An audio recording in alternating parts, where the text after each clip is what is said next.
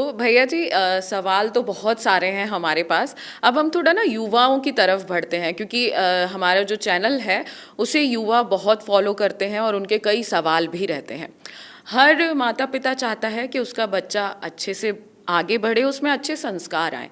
सभी लोग इसी प्रयास में हैं, लेकिन आजकल का युवा थोड़ा भटक सा रहा है। कोशिश तो करता है आध्यात्म के क्षेत्र में जाने की, थोड़ा धार्मिक होने की, लेकिन कुछ रास्ते हैं जो गड़बड़ा जाते हैं। ऐसे में युवा कैसे सही रास्ते पे आए, और युवाओं के लिए आप क्या बोलना चाहेंगे? युवा भारत का भविष्य है और युवा पूरे विश्व का भविष्य है। लोग बोलते ज़रूर हैं कि युवा भटके हुए हैं, पर मेरा जो अपना अनुभव है वो ये है कि हिंदी में हम लोग कहते हैं दिशा धारा।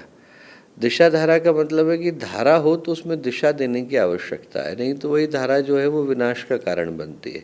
युवाओं में निश्चित रूप से ऊर्जा है, युवाओं से ज़्यादा धारा किसी के पास नहीं, दिशा देने की आवश्यकता है। तो मुझे लगता है कि जितने भी हम लोगों के युवा भाई बहन हैं, उनको मन में दो ही संकल्प लेने की आवश्यकता है। पहला संकल्प तो ये लेने की आवश्यकता है कि आज का जो हमारा युवापन है वो कल के वयस्क होने में, और जो कल का वयस्क होना है वो कल के वृद्ध होने में बदलेगा। मैं भी कभी युवा था, आज नहीं हूँ, पर हो सकता है कल जब मैं जो है और आगे बढ़ूँ तो मेरे जीवन का वो हिस्सा शुरू हो जहाँ पर मैं बुजुर्ग हो जाऊँ। और हर अवस्था की अपनी एक भूमिका है।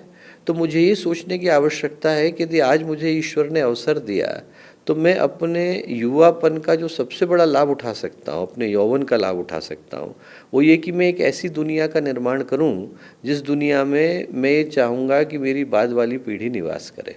यदि कोई चीज़ मुझे खराब लगती है, चाहे उसका नाम देश है, चाहे उसका नाम राष्ट्र है, चाहे उसका नाम समाज है, चाहे उसका नाम संस्कृति है, चाहे उसका नाम अपने हैं, चाहे उसका नाम रिश्ते हैं, चाहे उसका नाम पराए हैं, चाहे उसका नाम दोस्ती है, दुश्मनी है, कुछ भी, उसको बदलने के लिए मुझे स्वयं प्रयत्न करने की आवश्यकता है।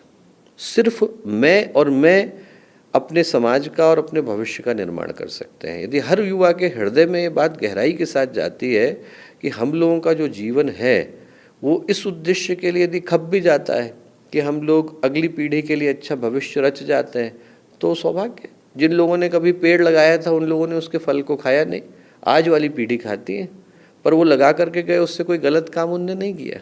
जिन लोगों ने पहली बार CFC के ऊपर नियंत्रण लगाया था, CFC के कारण ओजोन परत गई, उसको सही होने में 32 वर्ष लगे, उनमें से कोई देख पाने की स्थिति में नहीं था कि उनके नियंत्रण का शुभ परिणाम क्या आया, पर आज हम लोग देख पाते हैं। न होता तो ओजोन परत जो है डिप्लीट कर गई होती। तो हमारा हर वो कर्म जो अगली पीढ़ी के लिए किसी शुभ भविष्य की रचना करेगा, वो मेरे जीवन में सौभाग्य दे करके जाता है। और आप उसी चीज़ में लगे हुए हैं। भैया जी, बहुत सारी महिलाएं हमारे चैनल को देखती हैं और उनके सवाल होते हैं, स्पेशली वो पूछती हैं हमारे लिए कुछ पूछिए। उनका बहुत अच्छा एक प्रश्न है कि जो वर्किंग वुमेन्स होती हैं, वर्किंग वुमेन है भारत में, तो ऐसा नहीं कि बस वर्किंग है, घर का भी काम काज करना है, ऑफिस भी जाना है, या जो घर का काम काज करती हैं वो भी पूरे दिन काम है, बच्चे हैं, लगी रहती हैं।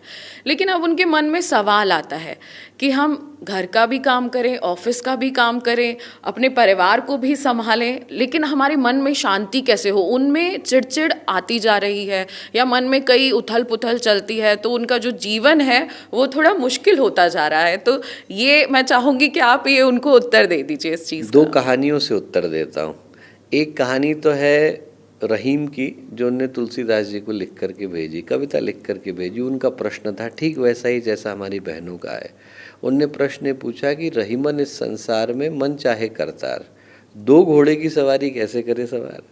तो उनने तुलसीदास जी को प्रश्न भेजा कि भगवान ने संसार में रख दिया है, मन भगवान की ओर लगा रहता है, अब दो घोड़े की सवारी एक साथ कैसे करें।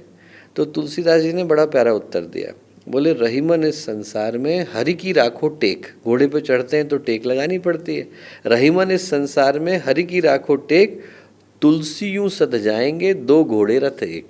रथ एक होता है, दो घोड़े होते हैं, पर यदि टेक एक जगह पर है, तो हमारे हृदय में यदि भगवान है तो हम जहाँ कहीं पर भी जाएंगे वहाँ पर भगवान का ही काम करेंगे। तो इसमें अंतर नहीं है कि हम संसार करते हैं, कि परिवार करते हैं, कि भगवान करते हैं, हर जगह पर तो भगवान ही है।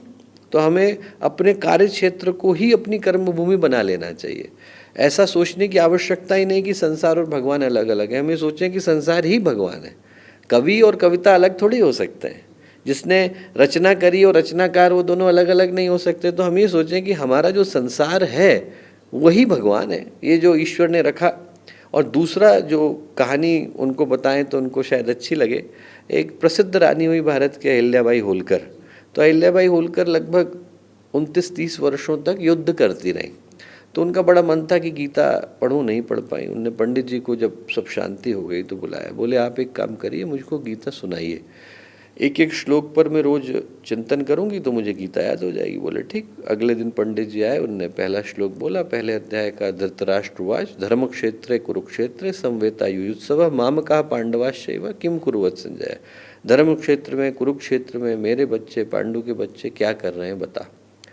जैसे ही बोलना था अहिल्याबाई होलकर बोली आगे मत बोलिए, गीता मेरी समझ में आ गई। तो बोले क्या बोल रही महारानी, अभी तो भगवान जो है वो बोले भी नहीं है, भगवान तो दूसरे अध्याय से बोलेंगे। अभी तो जो कहानी का विलन है, निगेटिव पात्र है धृतराष्ट्र, वो बोल रहा है, और वो भी कोई ज्ञान की बात नहीं बोल रहा है, वो भी सिर्फ एक सामान्य सा प्रश्न है, बच्चे क्या कर रहे हैं बता। बोले नहीं नहीं आप फिर से बोलिए।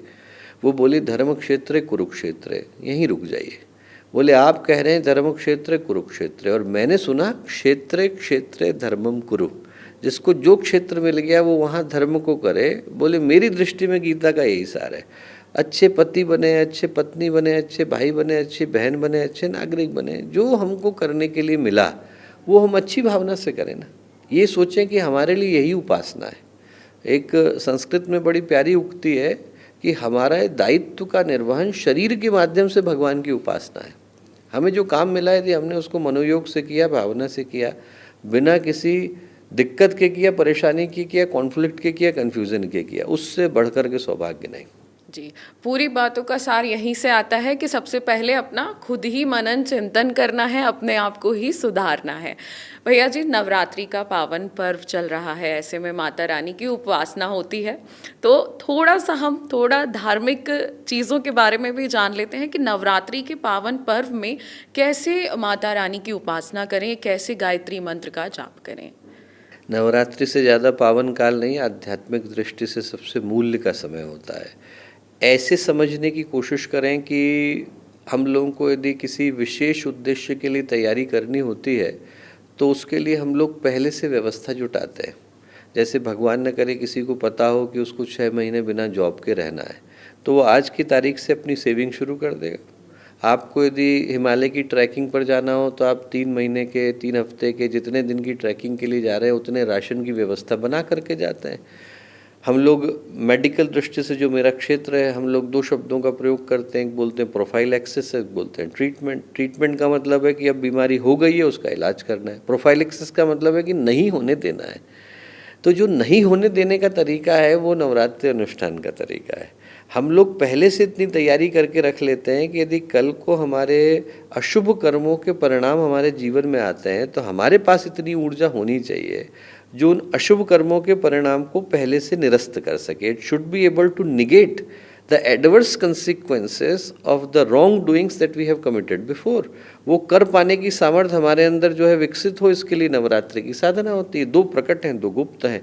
और जो विशेष रूप से सौभाग्य ऐसा कि अब आश्विन नवरात्रि का समय है, शारदीय नवरात्रि का समय आ ही रहा है, तो शारदीय नवरात्रि की जो 9 रातें हैं, जो 9 दुर्गाओं को, 9 शक्तियों को, 9 ग्रहों को, 9 चेतनाओं को समर्पित हैं, उसमें गायत्री का मंत्र सबसे पावन माना गया। क्योंकि गायत्री के मंत्र के साथ की विशिष्टता यह है कि ये कर्म के परिष्कार का मंत्र है, और जो साधना है नवरात्रि की वो परिशोधन की साधना है। मेरे द्वारा जो अशुभ कर्म पहले से घटित हो गए, आज जो मेरे जीवन की परिस्थितियां हैं वो कहाँ से आई? वो आई मेरे पूर्वकृत कर्मों से। जो पहले के कर्म है वो आज की परिस्थितियों का निर्माण करते हैं। उन परिस्थितियों से मैं 2 तरीके से निबट सकता हूँ। एक तो कि मैं परिस्थितियाँ बदल दूँ, कोई नहीं बदल सकता। भगवान राम भी धरती पर आते हैं तो अपने जीवन की परिस्थितियाँ नहीं बदल सकते, भगवान कृष्ण नहीं बदल सकते, बड़े बड़े महापुरुष नहीं बदल सकते। क्या बुद्ध को कष्ट से गुजरना नहीं पड़ा? महावीर को गुजरना नहीं पड़ा? उनके कान में किसी ने आकर के डंडी डाल दी? क्या कबीर दास जी को गुजरना नहीं पड़ा? उनके हाथ पैर में हथकड़ियाँ डाल दी गई, पानी में डुबो दिया गया। प्रहलाद को गुजरना ही नहीं पड़ा, उनको आग के उससे गुजरना पड़ा, सुधनवा को खौलते तेल में उतरना पड़ा। बड़े बड़े महापुरुषों को गुजरना पड़ा। तो परिस्थितियों को बदल पाना संभव नहीं, मनस्थिति को बदल पाना संभव है। मैं उनको किस दृष्टि से देखता हूँ, ये बदल पाना संभव है। और वो बदलने के लिए जो हमारे मन को जिस इम्यूनिटी की आवश्यकता है वो देने का काम जो है नवरात्रि की साधना करती है। और गायत्री का मंत्र उसके लिए सर्वश्रेष्ठ, वैदिक दृष्टि से, शास्त्रीय दृष्टि से, आध्यात्मिक दृष्टि से, उपासना की दृष्टि से सर्वश्रेष्ठ मंत्र कहा गया। तो हर व्यक्ति से जिसके अंदर उपासना किसी भी रूप में विद्यमान है, मैं कहूँगा कि वो निश्चित रूप से इन 9 दिनों के अंदर तो गायत्री साधना को अपना अभिन्न अंग बनाए ही बनाए। भैया जी, जैसे कि पूरा नवरात्रि होती है, उसके बाद दशमी तिथि आती है, जिस दिन विजयादशमी जिसे हम कहते हैं, और उसी दिन दशहरा भी होता है। तो 2 शक्तियाँ एक साथ, उस दिन का क्या महत्व है और उस दिन के बारे में हमें क्या करना चाहिए, ऐसी चीज़ें कि जीवन में मतलब ऐसी साधना की थोड़ी शांति हो जीवन में? बहुत बड़ा प्रतीकात्मक महत्व है। जब हम अपने अंदर के अंधकार से लड़ पाने की स्थिति में होते हैं, तभी जो है सही अर्थों में प्रकाश का अवतरण हो पाता है। जो अंधेरा है वो जाता ही तब है जब हमारे जीवन में आंतरिक दृष्टि से प्रकाश का अभ्युदय हो पाता है। बाहर के प्रकाश को लाने के तो माध्यम बहुत हैं, आप बल्ब जला लीजिए, ट्यूबलाइट जला लीजिए। अंदर का जो अंधेरा है, वो अंदर का अंधेरा तो तभी जाता है जब अंदर की दृष्टि से एक नई ज्योति प्रकट हो पाती है। उसको प्रकट करने का जो पर्व है वो विजयादशमी का पर्व है। भगवान राम ने राम राज्य की प्रतिष्ठा करी और उसके बाद विजयादशमी हुई। असुरता के ऊपर देवत्व की विजय का पर्व, अंधकार के ऊपर प्रकाश की विजय का पर्व। जो उसके पीछे का संदेश है वो प्रतीकात्मक दृष्टि से बहुत ही ज़्यादा मूल्य का है। और उसको साधना के 9 चरणों से गुजरने के बाद रखा। उसको रखने के पीछे का उद्देश्य ही है कि असली विजय तो सिर्फ असुर को मार देने से नहीं आती, हमारे भीतर की असुरता को नष्ट करने से आती है। जब अंदर का असुर गया तभी सही अर्थों में विजय प्राप्त हो पाती है। तो भैया जी, अंत की ओर चलेंगे और मैं आपसे बस अंतिम सवाल ये पूछना चाहूँगी कि धर्म आध्यात्म से जुड़ के अपने जीवन को कैसे सार्थक बनाया जाए और ज़्यादा से ज़्यादा लोगों को अपने साथ कैसे जोड़ा जाए और ज़्यादा से ज़्यादा लोगों को कैसे सिखाया जाए कि हमारे लिए धर्म और आध्यात्म कितना ज़रूरी है। हमारा हर क्षण ही धर्म और अध्यात्म है। किसको हमने धर्म बोला, किसको हमने अध्यात्म बोला, पहले ये सोच के देखें तो उत्तर बड़ा आसान हो जाता है। धर्म का अर्थ है परहित सरस धर्म नहीं भाई, पर पीड़ा न समदमाई। दूसरे का हित और कल्याण करने से बढ़कर के धर्म नहीं, और दूसरे को कष्ट पहुंचाने से बढ़कर के अधर्म नहीं। तुलसीदास जी ने एक पंक्ति के अंदर पूरा धर्म स्थापित कर दिया है। एक व्यक्ति ढूंढ करके लाए जिसको दूसरे को कष्ट देने में धर्म नजर आता हो, वो धर्म है ही नहीं। जहाँ पर भी ये भावना है वहाँ पर धर्म नहीं है, और जहाँ पर भी दूसरे के कल्याण की भावना है वहाँ पर धर्म है। तो मैं कहूँगा कि हर व्यक्ति उसको बड़ी साधारणता से ये सोचे कि मेरे कौन से कर्म के माध्यम से प्राणी मात्र का, दूसरों का, जनता का, समाज का, सृष्टि का, समष्टि का कल्याण होता है। और वो सिद्धांत हर जगह पर लागू होता है। आप पर्यावरण को प्रदूषित कर सकते हैं क्या, यदि व्यक्ति के हृदय में भावना है कि मैं समाज का कल्याण करना चाहता हूँ।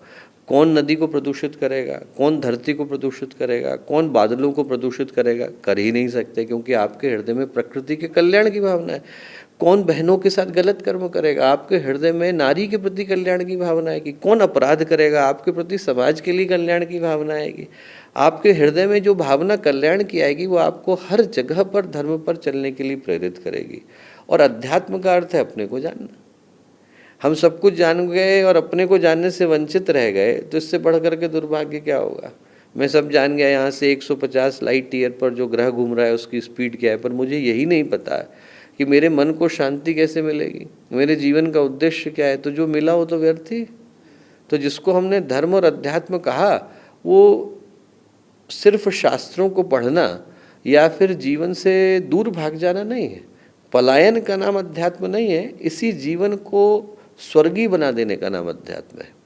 जी बिल्कुल भैया जी, आपने इतनी अच्छी अच्छी बातें बताई। निश्चित ही आप सभी को ये बातें समझ में आई होंगी, क्योंकि हमने यहाँ सीखा है कि सबसे पहले खुद में परिवर्तन ज़रूरी है। आसपास की चीज़ें बहुत आसान है, आसपास बहुत खुशनुमा माहौल हमेशा बना रहेगा अगर आपका मन एकचित है, आपका मन शांत है और आप अगर अच्छे कर्म करते हो। भैया जी, आपने हमें समय दिया, आपका बहुत बहुत शुक्रिया। धन्यवाद।